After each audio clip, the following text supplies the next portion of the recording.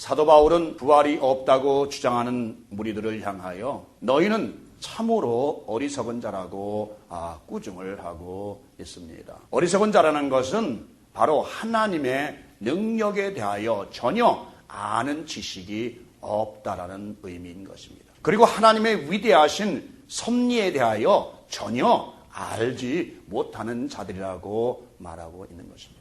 그들 어리석은 자들이 말하는 것은 죽은 자들이 어떻게 다시 살며 만약 살아난다면 어떠한 몸으로 다시 사느냐라고 비웃음을 질문을 하고 있는 것입니다. 부활이 있다는 것은 믿고 있는 것 같으나 그 부활의 실체에 관하여 구체적으로 알지 못하고 있습니다. 하나님이 창조하신 자연 섭리를 보면서도 그 마음이 어두워져서 확실하게 믿지를 못하고 막연하게 남에게 들은 것만을 의지하여 믿고 있습니다. 진리란 것은 다른 사람이 가르쳐 주어서 깨닫는 것이 아닙니다. 진리란 스스로 하나님의 높으신 지혜를 받아 깨달아 알아야 하는 것입니다. 특히나 영적 진리에 대하여는 하나님의 특별 계신 성경 말씀을 통하여 성령의 인도함을 따라 깨달아 알아야 하는 것입니다. 그러므로 성경은 말씀하시기를 하나님을 아는 것이 지혜의 근본이라고 말씀하신 것입니다. 이 말씀은 모든 지혜의 시작은 하나님을 아는 것으로부터 시작이 된다는 것입니다. 하나님을 알지 못하고는 어떠한 진리도 깨달아 알 수가 없는 것입니다. 좀 더 구체적으로 말씀을 드리면 하나님의 창조의 진리와 부활의 진리에 대하여 깨달아 알지를 못하고 믿지를 못하면 그 외의 어떠한 진리도 헛된 것이 되는 것입니다. 우리는 하나님이 창조하신 이 거룩하고 장엄한 우주 만물 속에 감추어진 하나님의 지혜와 성품을 깨달아 알지를 못하면 그는 진정한 하나님의 자녀라 할 수가 없는 것입니다. 하나님의 자녀라 하면서 어찌 우리 모두를 창조하여 이 세상에 보내신 아버지의 능력을 모를 수 있단 말입니다. 어찌 하나님께서 만드신 우주 만물에 관하여 의심을 할 수가 있으며 어찌 죽었다가 다시 사는 부활에 관하여 알지를 못한다는 말입니다. 여러분, 이 세상 사람들이 다른 거 믿는 것 같아요.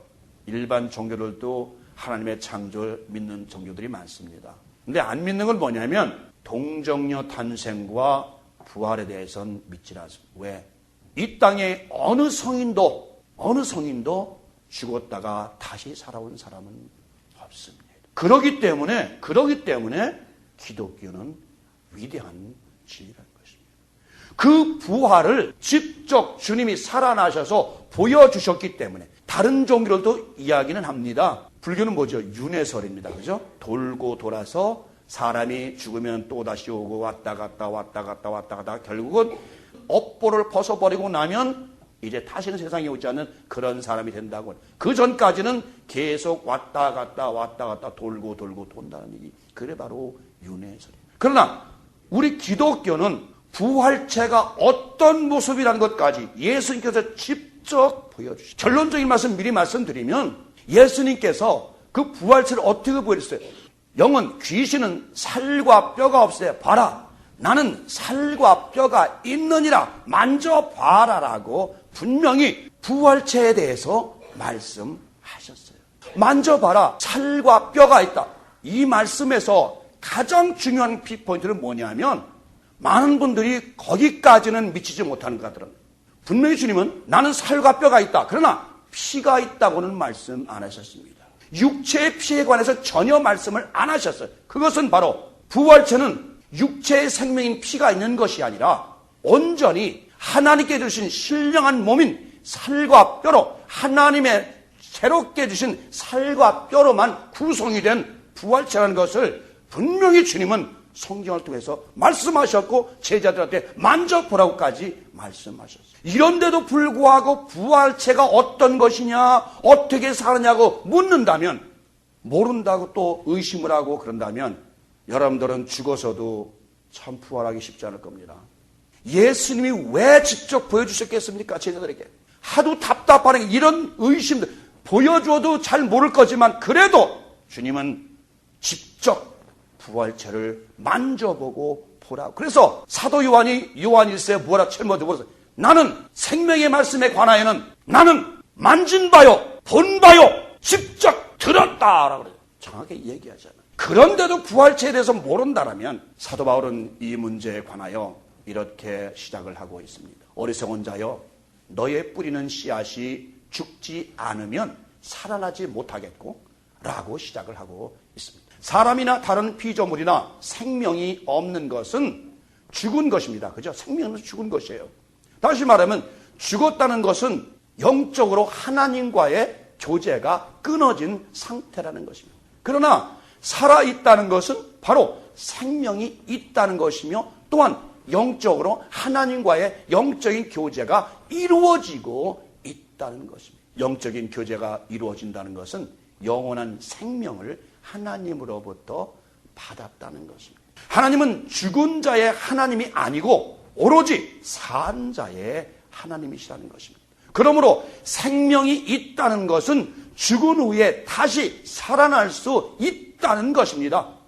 여러분들이 잘 아시다시피 다 생명이 없는 씨앗은, 생명이 없는 씨앗은 뿌려도 다시 나지를 않습니다. 왜냐하면 그 씨 안에 생명의 핵이 없기 때문인 것입니다. 그죠?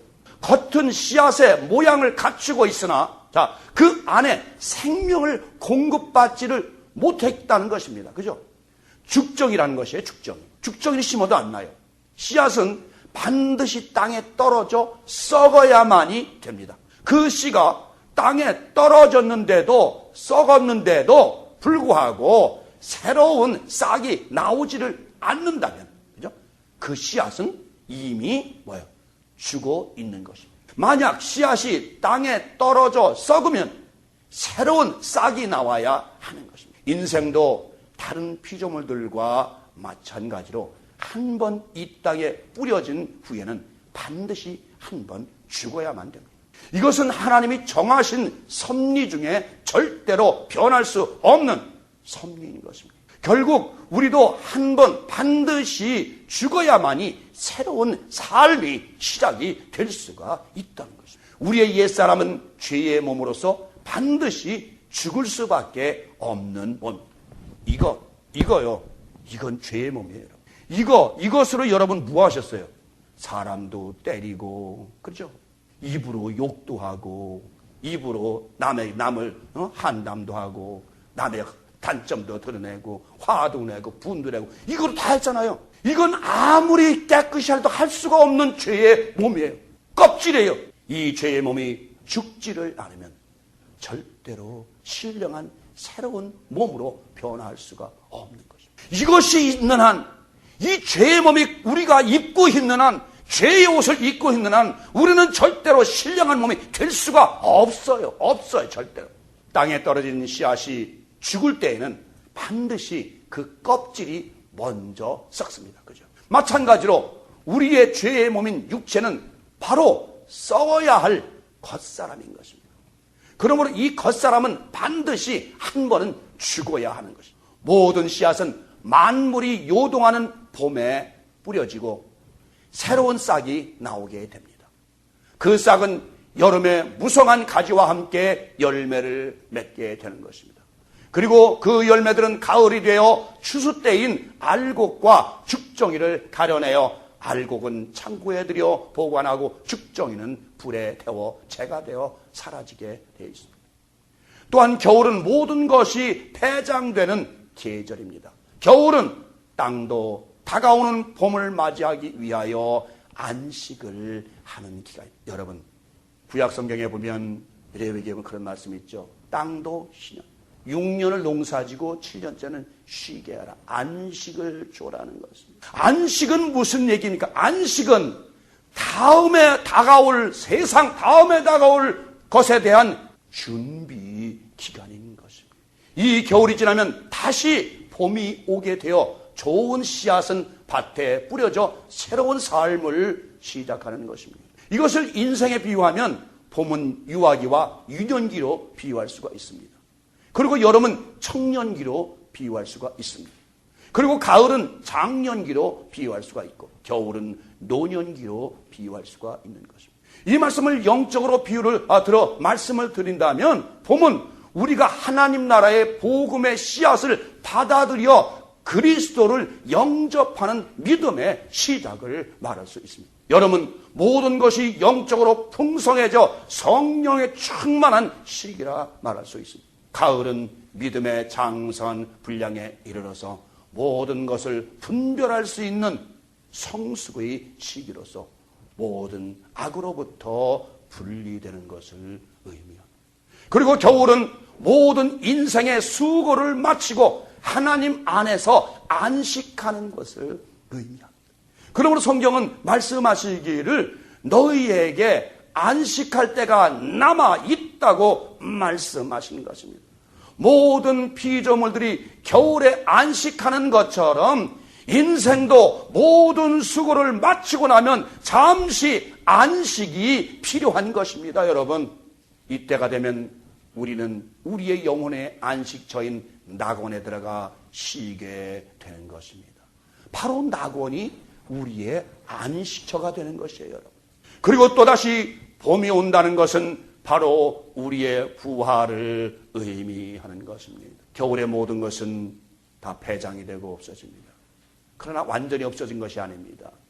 겨울 동안 창고에 있다가 쉬고 있다가 봄이 되면 다시 태동이 되는 것입니다. 이것이 만물의 이치요, 이것이 인생의 이치인 것입니다. 그러나 분명한 것은 이미 말씀을 드린 대로 생명이 없는 씨앗은 뿌려도 새로운 싹이 나올 수가 없습니다. 마찬가지로 하나님으로부터 새로운 생명을 부여받지 못한 사람은 부활에 참여할 수가 없습니다.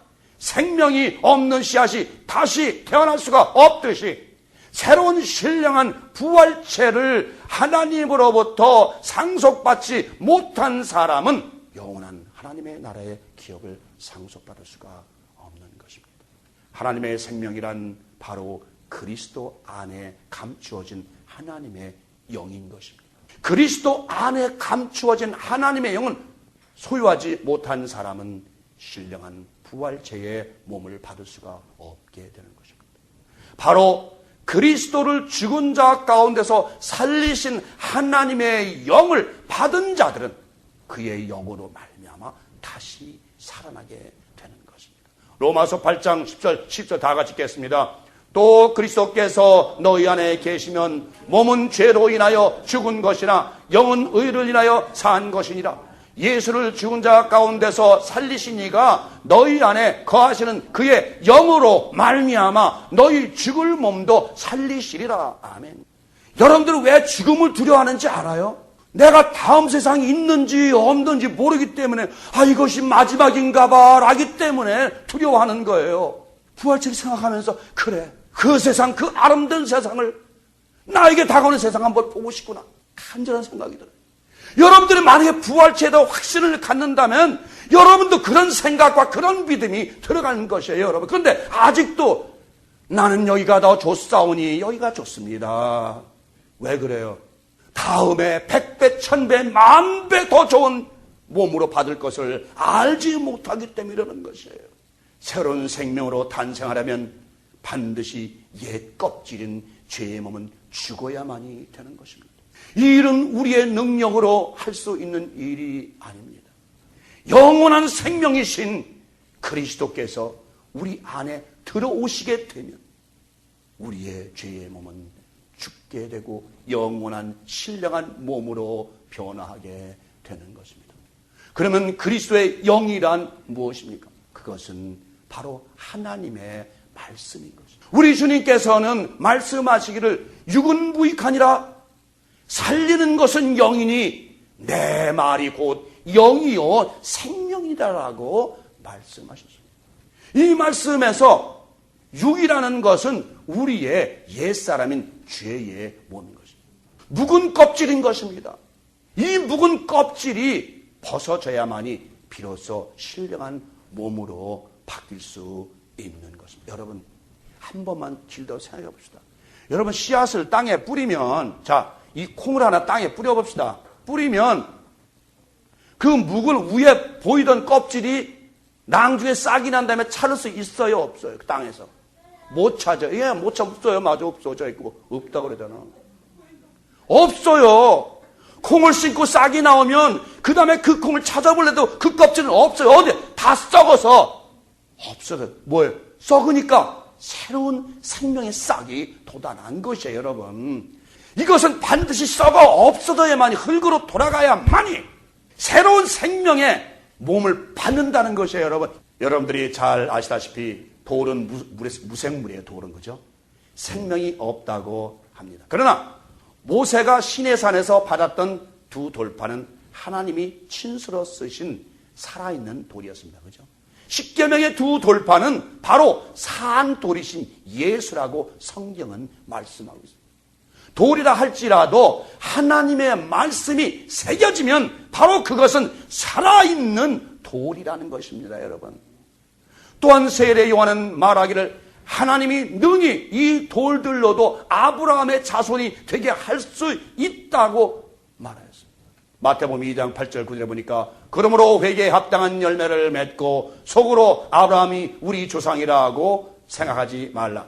내가 너희에게 이르노니 하나님이 능히 이 돌들로도 아브라함의 자손이 되게 하시리라. 이 말씀에서 돌은 무엇을 의미합니까? 바로 돌이란 바로 이방인들을 의미하는 것이에요. 이방인이란 하나님을 알지 못하는 이스라엘 외의 사람들을 그때 당시 의미하는 것이에요. 바로 하나님은 하나님을 알지 못함으로 생명이 없는 이방인들이라도 하나님의 영이신 말씀이 그 심령 안에 들어가면 바로 살아있는 생명체가 될 수 있다는 것입니다. 하나님의 말씀은 운동력이 있어서 어느 사람에게나 들어가면 살아 역사하게 된다는 것입니다. 그러므로 우리는 항상 하나님의 영원한 생명이신 말씀을 늘 먹고 마셔야 할 것입니다.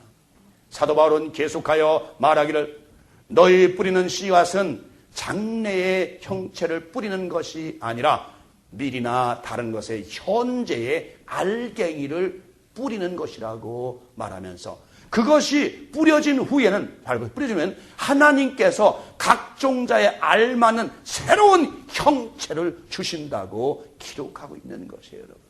콩을 심게 되면 새로운 콩이 나오고 팥을 심게 새로운 팥이 나오는 거예요. 하나님이 이 땅에 뿌려놓으신 씨앗은 각각 종자에 따라 다른 형체를 주셨습니다. 밀은 밀의 형체요, 보리는 보리의 형상을, 또한 콩은 콩의 형상을 말입니다. 그러므로 피조물의 육체는 다 같은 육체가 아니라는 것입니다. 사람의 육체, 짐승의 육체, 새의 육체, 그리고 물고기의 육체와 같이 각각 다른 육체를 가지고 있다는 것입니다. 이는 바로 그 형체에 따라 각각 하나님의 영광도 다르게 나타내는 것입니다. 그러므로 식물들도 각각 그 종자대로 형체가 다르다는 것입니다. 꽃 중에도 그 형체가 다 다르고, 풀들도 그 형체가 다 다르고, 나무들도 그 형체가 다 다르다는 것입니다. 하나님은 모든 피조물들에게 하나님의 원하심에 따라 그 형체와 사명을 주셨다는 것입니다. 영적으로 말씀을 드리면 사람의 육체란 바로 하나님의 형상과 모습을 닮은 것을 의미하는 것입니다. 사람은 하나님이 하나님의 형상과 모습을 따라 창조하셔서 하나님의 창조의 면류관을 삼으신 것입니다. 바로 이는 신령한 육체를 의미하는 것입니다. 그것은 하나님의 형상과 모양을 따라 창조된 사람만이 하늘나라의 기업을 상속받을 수 있다는 것입니다. 다음으로 짐승의 육체란 바로 이 땅의 육축과 산 짐승들을 의미하는데, 이는 바로 영적으로 하나님을 알지 못하고 자기의 욕심을 따라 사는 사람들을 의미하는 것입니다. 새의 육체란 바로 모든 공중을 날아다니는 새의 종류를 의미하는데, 이는 바로 공중에 떠돌며 공중 권세 잡은 악한 영들을 의미하는 것입니다. 다음으로 물고기의 육체는 바다나 강이나 호수나 모든 물에 사는 물고기의 육체로서 바로 하나님의 복음을 받아들일 세상 사람들을 의미하는 것입니다. 이쿠스투스, 물고기가 이쿠스투스예요. 그죠? 이샤오 크라이스트 데오스. 하나님 예수 그리스도와 하나님의 약자가 이쿠스투스예요. 물고기에 그게 그런 말씀이 들어있는. 여러분, 그 어부들이 물고기를 낚는데 그 사람 진짜 물고기라는 그렇게만 읽으면 성경은 성경이 아니에요. 그것은 바로 하나님께서 이 땅에 보내셔서 물고기를 잡게 한 어부들은 맞습니다. 근데 그 물고기가 바로 무엇을 상징하느냐 하면 이쿠스도 하나님의 복음을 받아들일 이 세상 사람들, 하나님의 형상이 하나님의 모양이 입혀질 그 사람들을 이제 너희들은 가서 열심히 낚시하라. 열심히 그들을 세상 바다는 세상 아니에요. 바다에서 끌어올려서 죄악으로부터 끌어올려서 그들을 하나님 앞으로 인도하라는 그런 어부의 역할인 것이에요. 여러분, 바로 물고기는 그런 물고기가 아니에요. 그래서 뭐라 그래요? 예수님께서 쇳돈을 낼 때 베드로, 저 바다에 가서 물고기 입을 벌려서 먼저 오른 물고기 걸려서 동전 한 입 나올 거야. 그거 갖다가 내라 그러잖아요. 바다에 가서 동전 물고 있는 생선 봤습니까? 그 말씀이 아니잖아요. 너무 그 세금쟁이나 많은 사람이 돈을 좋아하니까 이 세상 모든 사람들은 저렇게 돈을 좋아한다. 그래. 가이사의 것은 가이사에게 주고, 가이사는 누구예요? 사단 거죠. 사단은 사단에게 주고 다 줘. 그리고 하나님의 것은 하나님에게 드려라.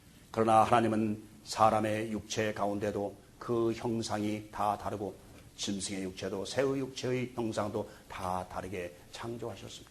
또한 물에 사는 모든 물고기의 형상도 다 다르게 창조하셨습니다.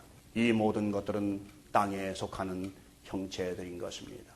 이와 같이 하늘에 속한 형체도 있는데 땅에 속한 형체들이 다른 것처럼, 땅에 속한 형체들이 다 다른 것처럼 하늘에 속한 형체들도 그 형체가 다 다르다고, 따라서 그 영광도 각각 다르다는 것입니다. 땅에 속한 식물들은 아름다운 꽃을 피워 그 아름다움으로 하나님의 영광을 나타내고, 공중을 나는 새들이 그 아름다운 노랫소리로 하나님의 영광을 드러내고, 이와 같이 각각 그 형상과 직임에 따라 그 영광이 전혀 다르다는 것입니다. 마찬가지로 하늘에 속한 피조물들도 각각 그 형상과 모습에 따라 그 영광이 다른 것입니다. 하늘에 속한 피조물들의 영광이 다르다는 것은 바로 그 사명이 다르다는 것입니다. 하나님은 하늘에 펼쳐놓으신 천체들을 통하여도 하나님의 영광을 드러내고 계신 것입니다. 해는 바로 세상의 모든 피조물들에게 빛을 비춰줌으로써 생명을 공급해주고 있습니다. 달은 어둠을 밝혀주며 농사에 필요한 모든 시기를 알려주고 있습니다. 또한 별은 어두운 밤을 헤매는 길손들에게 빛을 비춰줌으로써 자기의 올바른 길을 가게 인도하는 역할을 하는 것입니다. 이 말씀에서 해는 하나님을 의미하며 달은 율법을 의미하며 별은 모든 사람들을 옳은 길로 인도하는 사명자들을 의미하는 것입니다. 이미 말씀을 드린 대로 해는 모든 피조물들에게 생명을 공급해 주는 절대적인 생명의 원천이 되는 것입니다. 그러므로 우리 주님은 오셔서 말씀하시기를 나는 어둠을 밝혀주는 빛이며 생명을 주는 참 빛이라고 말씀하셨던 것입니다. 이 세상 모든 피조물들은 빛이 없으면 살 수가 없습니다. 마찬가지로 하나님의 자녀들은 하나님의 빛이신 말씀과 성령이 우리 안에 없으면 우리의 영혼은 살 수가 없습니다. 그러므로 하나님은 우리의 빛이며 생명이 되시는 것입니다. 달은 이미 말씀을 드린 대로 모든 농사를 짓는데 없어서는 안 될 것입니다. 여러분들이 잘 아시는 대로 우리나라의 24계절기는 바로 이 달로 인하여 구분하는 절기인 것입니다. 이 절기에 따라 농부들은 씨를 뿌리고 기임을 메고 거두어 드리게 되어 있었습니다. 그러므로 달은 우리에게 율법이 되는 것입니다. 율법은 우리에게 생명을 주지는 못합니다. 그러나 아침에 올 때까지, 빛이 올 때까지 우리를 지켜주는 역할을 합니다. 이와 같이 율법은 우리 주님이 오시기까지 우리를 주님 앞으로 인도하는 역할을 하였던 것입니다. 그러므로 다른 궁창의 증인이라고 성경은 말씀하고 있습니다. 바로 증인은 율법을 통하여 세워지는 사람을 의미하는 것입니다. 여러분, 이 미국에 사는 사람들은 이제 다 잊어버렸다라고 한국의 전통사상을 다 잊어버렸는데, 여러분, 한국의 24절기 몇 개나 아세요? 한번 해보세요. 제일 먼저 뭐죠? 입춘, 우수, 경치, 입춘분, 청명고고, 입화소문, 이거 몰라요 다? 24절기는 저도 머릿속에 넣고 있어야 되잖아요. 우리가 한국 사람이라면. 왜 그러냐면 여러분, 아무리 과학이 발달해도 하나님의 섭리는요 절대로 역행할 수가 없습니다. 그리고 별은 모든 사람들에게 어둠을 밝혀서 바른 길을 인도하는 역할을 합니다. 마찬가지로 어둠에서 방황하는 사람들을 옳은 길로 인도하는 사람들을 하나님은 하늘의 별과 같이 영원히 빛날 것이라고 말씀하셨던 것입니다. 또한 이 말씀에서 각각 그 영광이 다르다는 것은 영적으로 하나님이 각자에게 주신 사명이 다르다는 것입니다. 하나님이 주신 형체에 따라 그의 영광이 다를 뿐만이 아니라 각자에게 맡기신 그 사명과 직임도 다르다는 것입니다. 태양의 사명이 다르고 달의 사명이 다르며 별과 별들의 영광도 다르다는 것입니다. 이 말씀을 교회로 축소하여 말씀을 드리면 각자에게 주어진 그 사명이 다 다르다는 겁니다. 봉사에 합당한 사람은 봉사를 할 것이고, 내가 이 교회에 필요한 것이 무엇일까? 그거를 찾아서 하시라는 거예요. 우리 장애인이라 할지라도 내가 할 수 있는 것, 장애인 여러분들 청소도 하기 어렵겠죠. 내가 이 교회를 위해서 할 일이 무언가 하는 것을 여러분들이 생각하셔서 한 가지만이라도 여러분이 감당하는 하나님의 자녀에 대해서 주의 이름으로 축원합니다. 이와 같이 우리가 옛사람을 벗고 신령한 부활체로 받을 때에도 각각 그 영광이 다른 부활체를 받는다. 부활체의 영광이 다 달라요. 이제 사도 바울은 부활체의 대조에 관하여 말하고 있습니다. 그것은 바로 썩을 것으로 심고 썩지 아니할 것으로 다시 살며, 욕된 것으로 심고 영광스러운 것으로 다시 살며, 약한 것으로 심고 강한 것으로 다시 살며, 육의 몸으로 심고 신령한 몸으로 다시 살게 된다는 절대적인 부활체에 대하여 말하고 있는 것입니다. 제가 지금까지는 자연계를 들어 부활에 관하여 말씀을 드렸습니다. 이제부터는 실제 우리의 몸과 직접 관계가 되는 것으로부터 설명을 드리겠습니다. 먼저 썩을 것으로 심는다는 것은 단순히 우리의 죽은 몸이 무덤에 매장된다는 것이 아닙니다. 씨앗이 땅에 떨어지면 썩어지기 시작하듯이 우리의 몸도 이 세상에 태어나면서 우리의 몸은 이미 부패에 들어가기를 시작을 한다는 것입니다. 여러분 아세요? 계속하여 우리의 세포들은 죽어가고 있는 것이에요.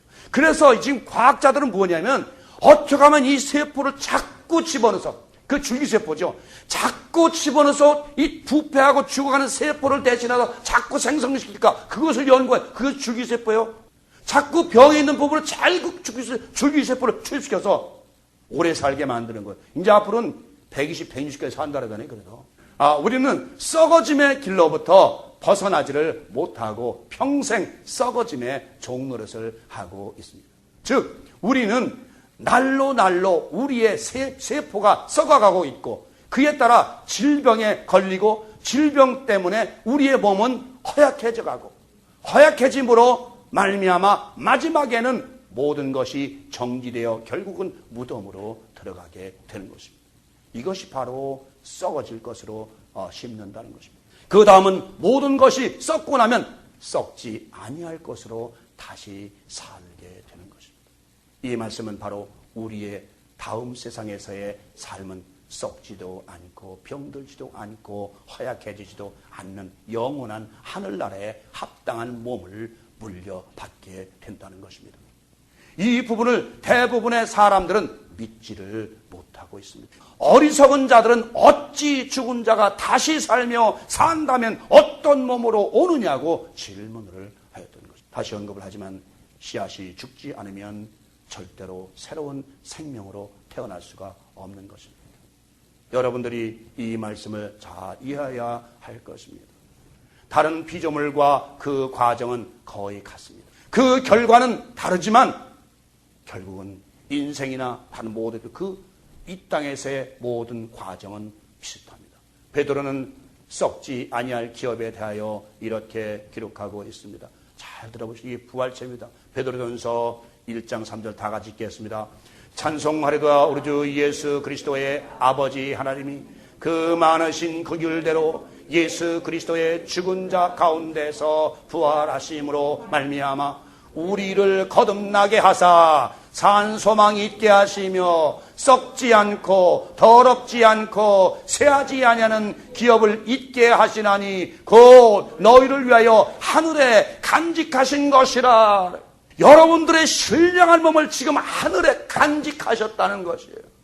여러분의 이 더러운 육체의 몸이 썩으면 하나님께서 간직하신 새로운 썩지 않고 쇠하지 않고 더럽지 않은 신령한 몸으로 여러분에게 덧입혀 주신다는 것입니다. 여러분들이 만일 이 말씀을 진정으로 믿을진데 이 말씀이 정말 우리들에게 산 소망을 주는 생명의 말씀이라 할 것입니다. 우리는 다음 세상에서는 절대로 썩지를 않습니다.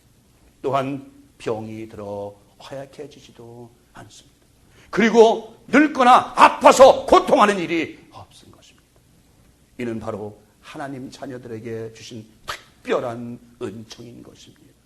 다음으로는 욕된 것으로 심고 라는 말씀을 살펴봐야 할 것입니다. 우리는 이 세상에서 욕된 존재로 태어났습니다. 하나님이 우리에게 주신 하나님의 형상과 모양을 잃어버린 죄인의 모습으로 출생을 한 것입니다. 우리가 이 땅에 태어날 때에는 죄인의 옷을 입고 태어난 것입니다.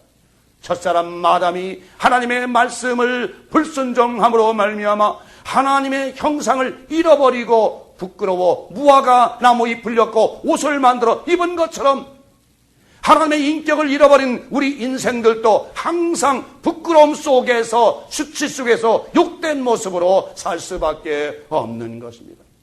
그러므로 우리는 이 욕된 죄인의 껍질을 벗어버려야 하는 것입니다. 이 추악하고 더러운 죄인의 옷을 벗어야만이 비로소 우리 안에 감추어진 하나님의 맨 처음에 창조하신 하나님의 형상과 모양을 닮은 사람이 나타나게 되는 것입니다. 이 세상 모든 피조물 가운데서 오직 사람만이 하나님의 형상과 모습을 닮은 영광스러운 존재로 창조하셨습니다. 다시 말하면 하나님이 직접 그분의 생명인 호흡을 불어 넣으심으로써 하나님의 생명을 불어 넣으신 것입니다.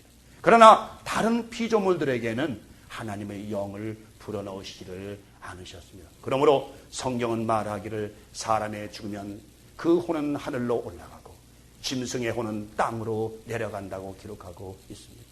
이는 바로 하나님의 자녀들은 하늘에 속한 자들로서 하늘에 그의 영원한 안식처가 되며 다른 피조물들의 혼은 저급한 혼으로서 절대로 하늘에 이르지를 못하고 항상 땅에 속하여 땅에서 사는 존재가 된다는 것입니다. 그러므로 인생의 혼과 짐승의 혼은 전혀 다른 존재의 혼인 것입니다. 그러나 하나님을 알지 못하는 사람의 혼은 짐승의 혼과 다름이 없다고 성경은 말씀하고 있습니다. 존귀에 처하나 깨닫지 못하는 사람은 멸망하는 짐승과 같다 말씀하셨습니다. 그러므로 짐승들과 같이 하나님을 모르고 자기의 욕심을 따라 사는 사람들은 바로 하나님이 보시기에 하나님을 욕되게 하는 존재라는 것입니다. 바로 이 욕된 우리의 죄인의 옷을 벗어버리고 나면 바로 하나님의 형상과 모습을 닮은 새 사람으로 태어나게 된다는 것입니다. 그러므로 이 말씀에서 다시 살고라는 말씀은 바로 물과 성료로 거듭나는 것을 의미하는 것입니다. 다음으로 약한 것으로 심고 강한 것으로 살게 된다는 것입니다. 우리 인생들은 아주 조그마한 질병에 걸리게 되면 두려워하고 신음하게 됩니다. 또한 사업을 하다가 실패하면 그것을 이겨나가지를 못하고 슬퍼하며 괴로워하는 약한 존재인 것입니다. 나가서 누구나 죽음의 사형을 받았을 때에는 아주 약하여져서 가장 비천한 모습으로 전락하고 맙니다. 이와 같이 우리 인생들은 아주 약한 존재인 것입니다. 아주 작은 목이나 벌레만 보아도 무서워하고 두려워하게 되는 아주 약한 존재인 것입니다. 이 세상 피조물 가운데서 인생들이 가장 연약한 존재일지도 모릅니다. 우리는 우리의 힘으로 아무것도 이겨나갈 수가 없습니다. 우리는 우리에게 주어진 운명과 한계를 우리의 힘으로 극복할 수 없는 약한 존재라는 것입니다. 우리의 허약함과 질병으로 인한 연약함을 우리의 의지로 극복할 수가 없습니다. 우리는 이 세상에 주는 환경과 공해로 인하여 고통하며 살고 있는 아주 연약한 존재라는 것입니다. 우리가 근본적으로 연약하다는 것은 우리는 우리의 뜻에 따라 무덤으로부터 나올 수가 없는 것입니다. 그러므로 우리는 이제 강한 존재로 다시 살아야 하는 것입니다. 우리의 생각으로는 전혀 상상할 수 없는 능력이 있고 강한 존재로 다시 살아야 하는 것입니다. 마틴 루터는 이렇게 말합니다. 우리가 무덤 속에서는 아무것도 할 수 없지만 부활을 한 후에는 우리가 원하는 모든 것을 할 수 있을 것이라고 말하면서 우리의 몸은 가벼워서 하늘 위에든지 하늘 아래든지 어느 곳이고 우리가 원하는 곳이면 이룰 수 있을 것이라고 말하였습니다. 우주를 가로질러 어디든지 갈 수 있는 것은 바로 우리의 부활체만이 가능한 일이라는 것입니다. 무덤 안에는 썩어질 것, 욕된 것, 약한 것, 그 외의 모든 더러운 것만이 들어있을 뿐입니다. 그러나 부활은 썩지 아니할 것, 영광스러운 것, 그리고 강한 능력을 가지고 있습니다. 이것이 바로 하늘에 속한 부활체의 영광스러운 모습인 것입니다. 이제 사도 바울은 더 나아가서 육의 몸으로 심고 신령한 몸으로 다시 살며 그런즉 육의 몸이 있은즉 신령한 몸이 있느니라 라고 결론적인 말을 기록하고 있습니다. 육의 몸이란 헬라어로 푸시케인 소마인데 그 의미는 이 세상에 적합한 육체를 의미합니다. 바로 우리는 지금 육의 몸을 입고 현세에서 죄 있는 육신의 모습으로 살아가고 있습니다. 다시 말하면 자연계에 합당한 몸으로 살아가고 있다는 것입니다. 그런데 신령한 몸이란 바로 푸뉴마티콘 소마로서 이는 영적인 생활에 적합한 육체를 의미합니다. 여러분, 영적인 세계에 적합한 육체예요. 여러분, 육체. 오케이? 아까 예수님 말씀하신 것처럼 귀신은 살과 뼈가 없어 나는 있다 만져봐라. 우리는 새로운 수준 또한 새로운 차원의 생활, 즉 우리가 경험해보지 못했던 새로운 육체를 입게 된다는 것입니다. 이에 대하여 주님은 이렇게 직접 말씀하셨습니다. 자, 누가복음 20장 34, 33 예수께서 이르시되 이 세상의 자녀들은 장가도 가고 시집도 가되 저 세상과 및 죽은 자 가운데서 부활함을 얻기에 합당히 여김을 입은 자들은 장가가고 시집가는 일이 없으며 저희는 다시 죽을 수도 없나니 이는 천사와 동등이요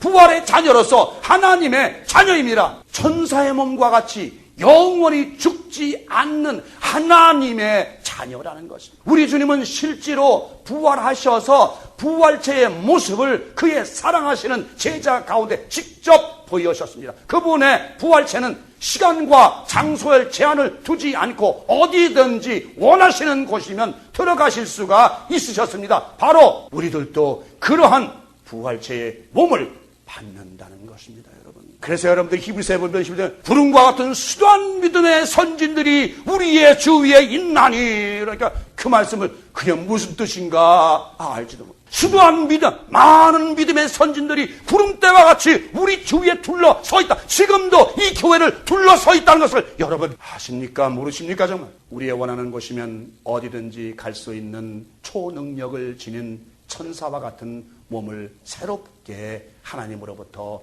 받게 된다는 것입니다. 사도 바울도 이에 대하여 결론적인 해답을 기록하고 있습니다. 자, 이 빌립보 3장 20절 20절의 결론적인 말씀입니다. 다 같이 시작. 오직 우리의 시민권은 하늘에 있는지라 거기로서 구원하는 자 곧 주 예수 그리스도를 기다리노니 그가 만물을 자기에게 복종케 하실 수 있는 자의 역사로 우리의 낮은 몸을 자기의 영광의 몸의 형체와 같이 변케 하시리라. 아멘. 우리의 죄 있는 낮은 몸을, 우리의 죄인의 육신의 몸을 예수 그리스도의 부활의 영광의 형체와 같이 변케 하시리라. 확실한다는 것이에요, 여러분. 우리 많은 사람들은 이런 얘기를 해요. 부활이라니까 이 다음에 예수님이 재림하면 다 그때는 부활해서 심판을 받는다. 그것은 이 세상 사람들, 하나님의 인을 맞지 않은 자들 666을 맞은 자는 그때는 심판을 받겠지만은 우리는 하나님의 성령으로 인침을 받아서 이미 하나님의 생명력에 기록이 되었고 이미 하나님 안에 감추어졌고 우리의 생명이 그에 연결되어 있고 우리의 생명이 하나님과 함께 있는데 어찌하여 그때까지 영원토록 땅속에 묻혀 기다려야만 한단 말입니까? 하나님의 자녀는 누가 하나님이 땅속에 묻어놓는단 말입니까? 하나님은 이미 하나님의 성령을 잊힌 자들은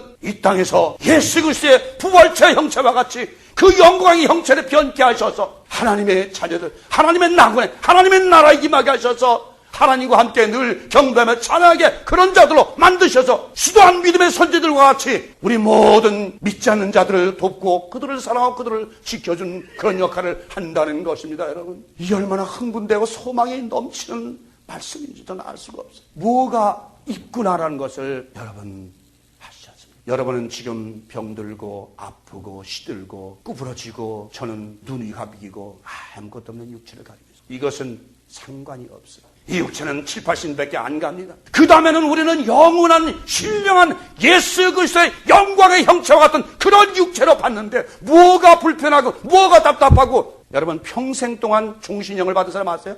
그런 자와 다를 게 아무것도 없는 것입니다. 여러분의 마지막은 여러분의 다음 세상은 우리에게 다가올 미래의 세상은 아름다운 세상이요 기쁨의 세상이요 의와 희락과 평강의 세상이요 여러분 안에, 여러분 가정에, 여러분 삶에 기쁨과 의와 평강이 넘치는 가정과 여러분 삶이 되시길 주의 이름으로 간절히 축원을 드립니다.